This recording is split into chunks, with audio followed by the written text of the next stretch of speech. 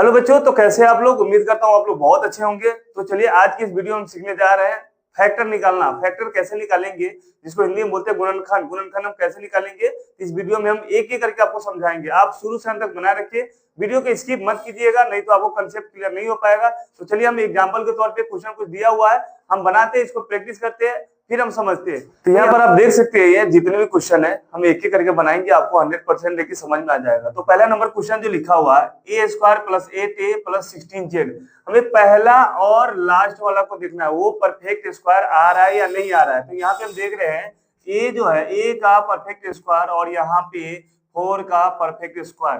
तो हमें इससे पता चलता है कि आइडेंटिटी बेस्ड क्वेश्चन है। तो आइडेंटिटी बेस्ड मतलब फार्मूला अप्लाई करके हम शॉर्टकट में बना सकते हैं। तो आपको याद होना चाहिए a + b का होल स्क्वायर। a + b का होल स्क्वायर क्या होता है? a² + 2ab + b², मतलब फर्स्ट वाला और लास्ट वाला स्क्वायर के फॉर्म में हो, और इसको हम 2ab 2 ये और ये दोनों को हम पुट करने पे सेटिस्फाइड आ रहा है, तो इसका मतलब ये आइडेंटिटी बेस्ड है। तो यहाँ पे a² + b² + 2ab, 2 a की जगह पे पहला ब्रैकेट के अंदर होगा वो लिखेंगे, और b की जगह पे जो दूसरा ब्रैकेट के अंदर में होगा तो वो लिखेंगे। अब ये दोनों के गुना करने पे इतना आ रहा है, संतुष्ट कर रहा है या नहीं कर रहा है? तो अगर संतुष्ट कर रहा है तो इसका मतलब ये फार्मूला पे है, अगर नहीं कर रहा है तो फिर आप इसको स्प्लिटिंग का मिडिल टर्म वो सेकेंड मेथड बना सकते हैं। तो यहाँ पे 2 में 4 से गुना करेंगे 8, a का a।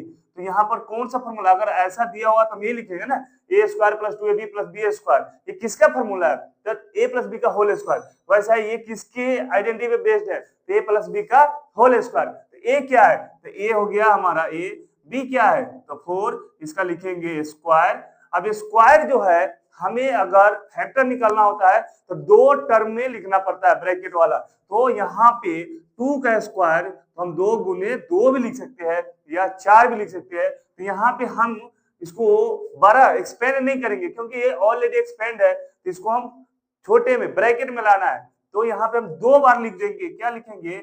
a + 4 a + 4। इस प्रकार हम बना सकते हैं। जब भी हमें अगर ऐसा बड़ा वाला एक्सपेंड किया होगा तो उसको हम ब्रैकेट बंद करेंगे, तो यहाँ पे आ गया, और ये स्क्वायर का मतलब 2 बार लिख देंगे। तो हमने क्या किया है? a + 4 का होल स्क्वायर, a + 4 और a + 4 2 बार हमने लिख दिया।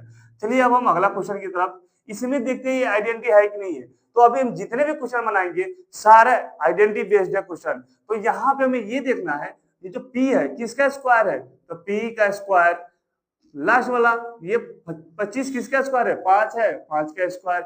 p का स्क्वायर, p² 5 का स्क्वायर 25, a² + b²। अब यहाँ पे माइनस दिया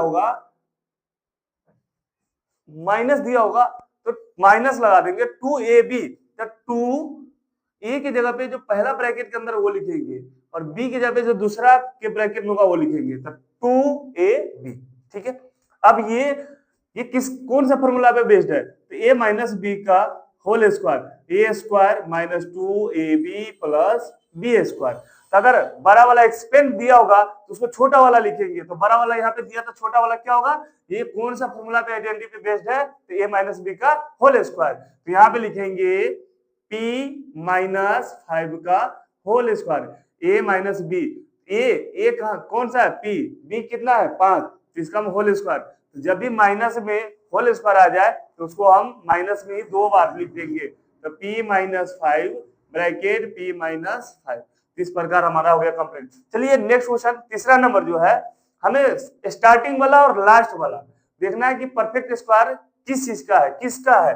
जैसे 25 m², तो ये 5 का स्क्वायर, m² किसका है? m का, तो 5m का स्क्वायर, प्लस लास्ट वाला देखते हैं 3 का स्क्वायर। तो पहला और लास्ट वाला स्क्वायर में आ गया और दूसरा वाला 2ab पुट करके संतुष्ट हो रहा है, तो इसका मतलब आइडेंटिटी बेस्ड है। तो हम देखते हैं यहाँ पे प्लस है तो प्लस लिखेंगे, माइनस होगा तो माइनस लिखेंगे। यहाँ पे 2ab, 2a का मतलब पहला ब्रैकेट के अंदर में वो लिखेंगे 5 है, b कितना है? 3। अब हम क्या करेंगे? a² + 2ab + b², ये किसके आइडेंटिटी पे है? तो वही a² + 2ab + b², तो a + b का होल स्क्वायर। तो a हमारा कितना हो गया? तो 5m, b कितना हो जाएगा? तो 3, इसका लिखेंगे होल स्क्वायर। अब इसी को आप 2 बार एक्सपेंड कर दीजिए, आराम से लिख दीजिए। तो यहाँ पे हो जाएगा 5m + 3 5am प्लस 3। तो ये हो गया हमारा आंसर। इस प्रकार आप आराम से फैक्टर निकाल सकते हैं। कब और कैसा क्वेश्चन? जो आइडेंटिटी बेस्ड क्वेश्चन होगा तो हम ऐसे बनाएंगे। चलिए एक और क्वेश्चन है। यहाँ पे 49 किसका स्क्वायर है? 7 का। y स्क्वायर किसका? y का। तो यहाँ पे a स्क्वायर आ गया हमें।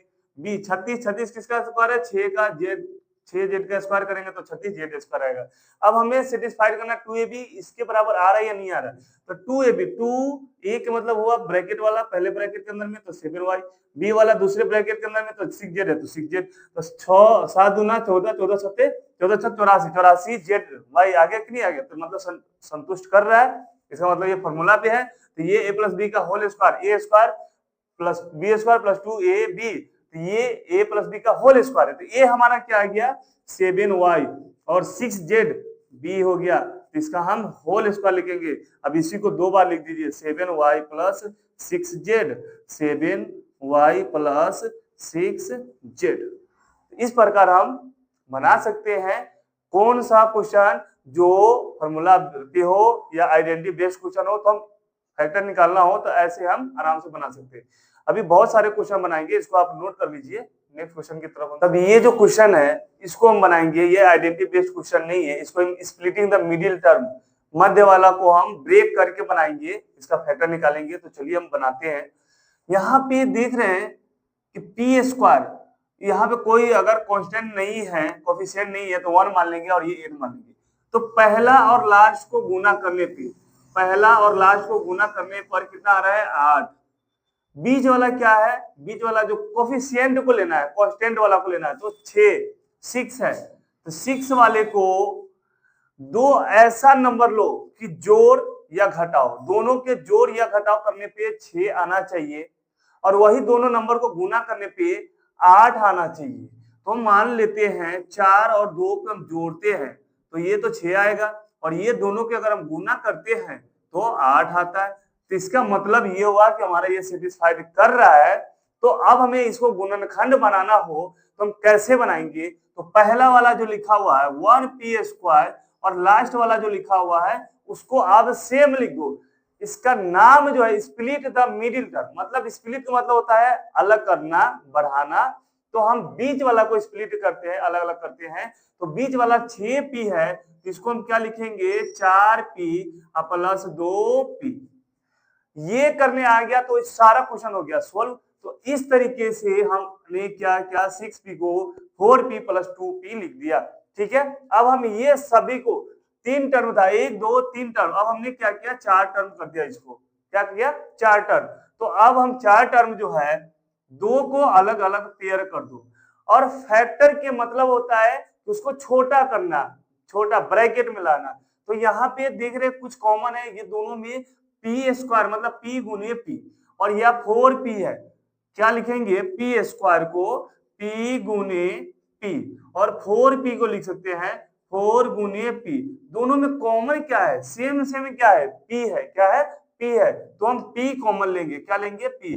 यहाँ पे p गुने p, एक p कॉमन ले लिया तो हमारे पास एक p बच जाएगा, प्लस यहाँ से p हटाएंगे तो ये हट जाएगा तो क्या बचेगा? 4। आया समझ में? हाँ। अब हम आगे जो दो टर्म है ये दोनों में कॉमन क्या है? तो कॉमन देख रहे हैं, यहाँ पे प्लस है तो प्लस लिखेंगे। 2 का टेबल इसमें भी है, 2 का टेबल इसमें भी है, तो 2 का टेबल कॉमन लेंगे। यहाँ से 2 हटाते हैं तो क्या बचेगा? p। प्लस रहेगा तो प्लस, माइनस रहेगा तो माइनस। अब यहाँ पे देखते हैं 8 है, 2 का टेबल 8 से कॉमन लेंगे तो 2 4 जा 8, तो यहाँ पर क्या हो जाएगा? 4। अब आप देख सकते हैं कि दोनों टर्म में p प्लस 4 ये दोनों सेम है, कॉमन हम ले सकते हैं। तो p प्लस 4 हमने क्या किया? इस घर से इसको हटा देंगे तो क्या बचेगा? p, ब्रैकेट डाल के लिखेंगे p प्लस, अब ये वाला हटाएंगे तो क्या बचेगा? प्लस 2। समझ में आया आपको? तो इस प्रकार हम फैक्टर निकाल सकते हैं। चलिए एक दो और हम प्रैक्टिस करते हैं, जिसको आप नोट कर लीजिए। अगला जो क्वेश्चन है सेम इसी तरीके से है, थोड़ा उसमें प्लस माइनस का खेल है। तो दूसरा नंबर क्वेश्चन जो है p square plus 6p minus 16। अब आपके माइंड में आता होगा कि सर ये तो आइडेंटिटी बेस्ड है, आपने बताया कि पहला और लास्ट वाला एक स्क्वायर आ जाए परफेक्ट स्क्वायर आ जाए और बीच वाला सेटिस्फाइड करे तो आइडेंटिटी बेस्ड पे मतलब फॉर्मूला पे है। तो चलिए हम आपके बात रख के ट्राई करते हैं। पी का स्क्वायर और यहाँ माइनस है, पहली बात वो ए स्क्वायर प्लस बी स्क्वायर या ए माइनस बी का होल स्क्वायर करो या ए प्लस बी का होल स्क्वायर करो, उसमें ए स्क्वायर प्लस बी स्क्वायर दोनों प्लस में ही आता है स्क्वायर वाला, यहाँ वाला तो आएगा नहीं, तो हमारा रूल यहीं पे क्या हो गया, फेल हो गया। चलिए अगर आपके उसके बाद के लिए भी आप नहीं मान रहे तो वो भी कर देते हैं। मान लेते माइनस है तो माइनस 4 का स्क्वायर। अब हमने क्या बताया था प्लस 2ab 2ab द 2 ए की जगह पे p b की जगह पे 4 तो 4 दूना 8p, यहाँ पे तो 8p आ रहा है, हमारा दिया है 6p, तो ये सेटिस्फाइड नहीं किया। पहले तो हमारा यही पे नहीं आया तो ये फॉर्मूला पे नहीं बनेगा। तो इसको हम कैसे बनाएंगे, तो स्प्लिटिंग द मिडिल टर्म को स्प्लिट करते हैं। तो मिडिल टर्म को स्प्लिट करने के लिए हमने क्या बताया, पहला और लास्ट को क्या करेंगे, जैसे है वैसे लिख दो 1p स्क्वायर -16। अब ये दोनों के गुना करने पर क्या करने पे, गुना करने पे तो 1 में 16 से -16 से गुना करेंगे तो क्या हो जाएगा -16। बीच वाला क्या है, बीच वाला 6 है, क्या है 6 है, तो हमने 6 ले लिया। अब दो नंबर ऐसा नंबर लो कि जिसको जोड़ने पे 6 आ जाए या घटाने पे 6 आ जाए और वही दोनों नंबर को गुना एक दूसरे के साथ करने पे -16 आना चाहिए। तो आपके माइंड में आता होगा सर 4 + 2 ये दोनों को गुना करेंगे 6, लेकिन आप इसको गुना करो तो 4 दूना क्या होगा 8, नहीं हुआ। तो हमें कौन सा ऐसा नंबर लेना है, तो चलिए मैं बताता हूं आपको।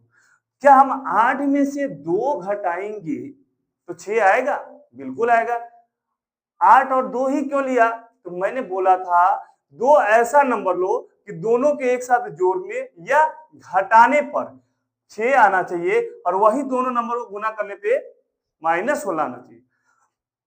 यहाँ पे हमने 8 लिया, एक 8 में से 2 घटाया, अब यही दोनों के गुना करेंगे तो 8 दूना हो जाएगा 16 -16। क्या हमको ये सेटिस्फाइड संतुष्ट कर रहा है, जी हाँ बिल्कुल कर रहा है। तो अब हमारा बन गया, मिडिल टर्म स्प्लिट हो गया, तो हमारा क्वेश्चन क्या हुआ, सोल्व हो गया। तो अब हम यहाँ पे लिखेंगे plus 8p - 2p, 4 term 1 2 3 term है, हमने उसको क्या किया 4 टर्म कर दिया, क्यों, क्योंकि पेयर जोड़ा लगाने के लिए। तो ये अब हमारा एक पेयर अलग हो गया, ये हमारा एक पेयर अलग हो गया।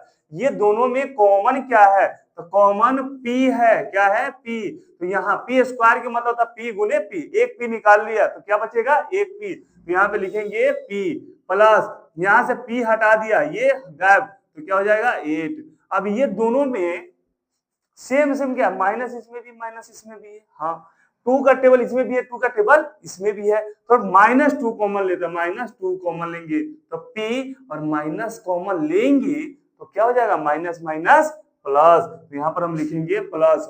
अगर उससे भी समझ में नहीं आ रहा है तो आप क्या करना है, जो ब्रैकेट में है साइन रहता है वही इस ब्रैकेट में आना चाहिए, एनी कॉस्ट किसी भी कीमत पे, अगर नहीं आएगा तो गलत है, 100% गलत।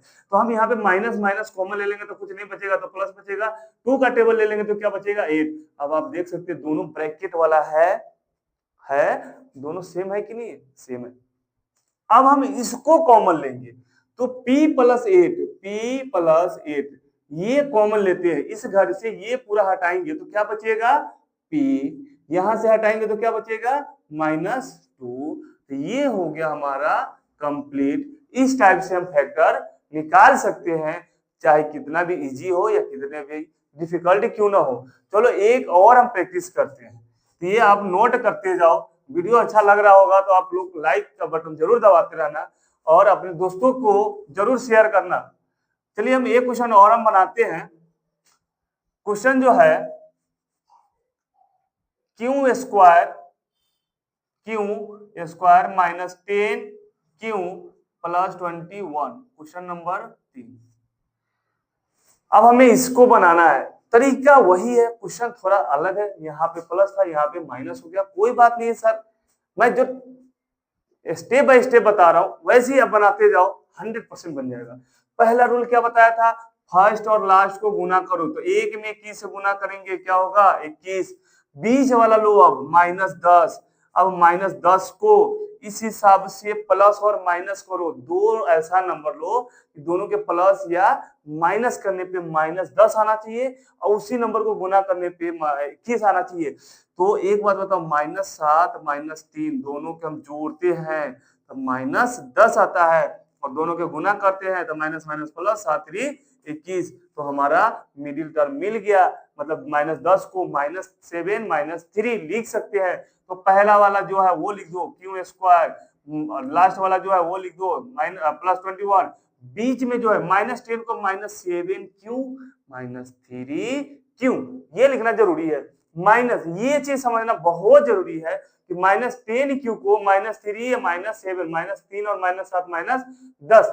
अब हम अगला स्टेप क्या है, कॉमन क्यू क्यू, तो क्यू कॉमन लेंगे तो यहाँ पर एक क्यू बचेगा, माइनस यहाँ से क्यू कॉमन लेंगे तो 7।